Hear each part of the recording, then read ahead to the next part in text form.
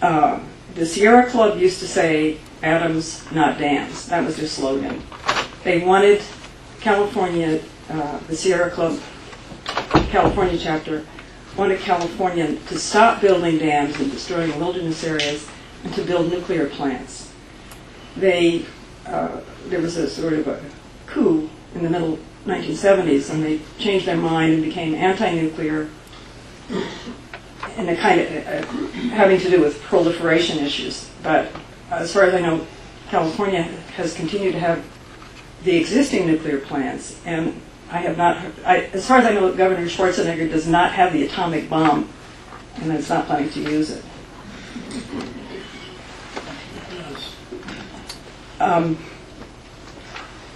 So, what about radiation exposure? Our biggest per capita man-made, our biggest per capita dose of man-made radiation comes from nuclear medicine. It now equals the amount we receive each year from natural background radiation.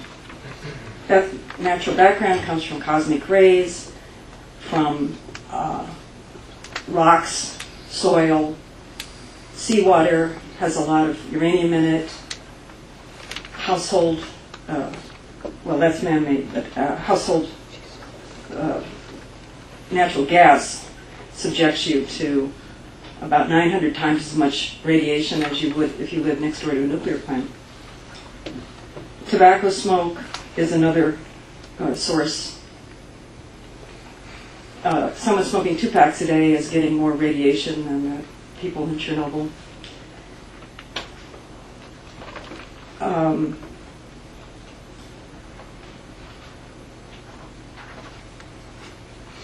There's no scientific basis for low-dose radiation protection standards that obtain today. These are just estimates.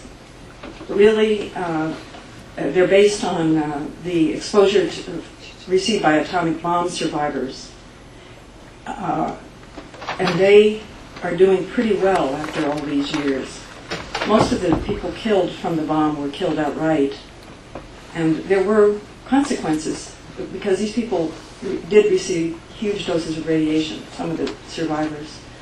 But they've been tracked for a long time, and they have about a 3% higher cancer rate. That may change as they grow older, but they have the privilege of living long enough to get cancer. If you're in a prosperous country, you get to live long enough to develop cancer. It's actually one of the gifts of old age. 1 in 3 or 4 people gets cancer. I wanted to mention the emissions from coal-fired plants. Those emissions are from 100 to 400 times as radioactive as a nuclear plant. I was worried about going to nuclear plants, but the place on the nuclear tour that I went that I was likeliest to have been exposed to excess radiation was my visit to a coal-fired plant. And anyone who's opposed to nuclear power, I suggest you go tour a coal-fired plant, and then you go tour a nuclear plant and decide which one you'd like to live next to.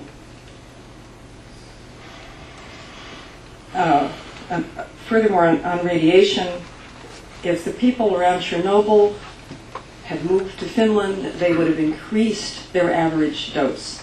There are definitely hot spots in the exclusion zone around Chernobyl, but the average exposure to people in the exclusion zone is less than if they moved to Denver or to Helsinki, where the natural background radiation is higher. When I was at American nuclear plants, I met employees whose homes and whose children's schools were nearby. These people understand that our nuclear plants are safe. Plant owners police one another, and they're furious when someone screws up. And the plants do screw up occasionally. We've been very lucky. The number of accidents has been extremely small for an industry producing as much electricity. So per terawatt hour in the, per terawatt year in the world, nuclear power has the lowest rate of accidents, fatalities. That's including Chernobyl. The power plant, the reactors at these power plants are run by, often by veterans of the nuclear navy. And these guys are very rigorously trained. And there are some women who've worked on ships, but not on submarines, running these reactors. They take it very seriously. They work out on simulators to deal with accidents and emergencies. It takes about 8 years before you're allowed to do anything in a control room. It's a long apprenticeship. They take it very seriously. They want to survive, and they want their kids to survive also.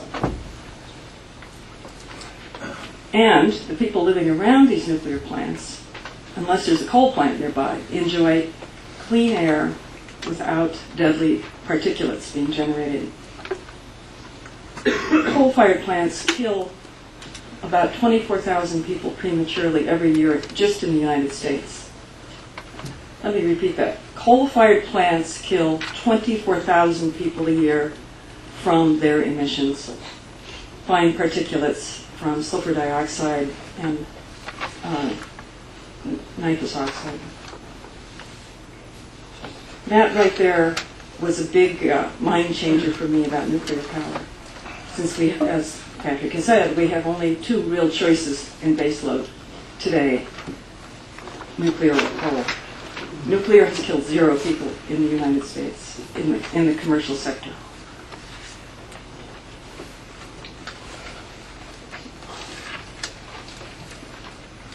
And nuclear power is safer than hydroelectric or than any of the fossil fuel industries. Jesse Oshubel, who heads the program for the human environment at Rockefeller University, published a paper last July comparing renewables and nuclear power in terms of environmental impact if renewables were ramped up to replace fossil fuels. He concluded nuclear energy is green. Considered in watts per square meter, nuclear has astronomical advantages over its competitors. For example, in terms of environmental impact, construction of wind farms requires 5 to 10 times more cement and steel than a nuclear plant per kilowatt hour generated. Nuclear power's environmental impact is low because uranium is so energy dense. This is a uranium pellet. This is one uranium fuel pellet. It doesn't contain any uranium oxide. It's just the actual casing from one pellet. This contains the energy equivalent of 149 gallons of oil, 157 gallons of gasoline, 17,000 cubic feet of natural gas, or 1,780 pounds of coal, nearly a half a ton of coal. It also avoids about 2 tons of CO2 and about 3 pounds of sulfur dioxide and nitrous oxide, as well as some mercury. There are almost 22 million of these little guys in a reactor. Also, uranium and thorium. Uranium is virtually an inexhaustible source.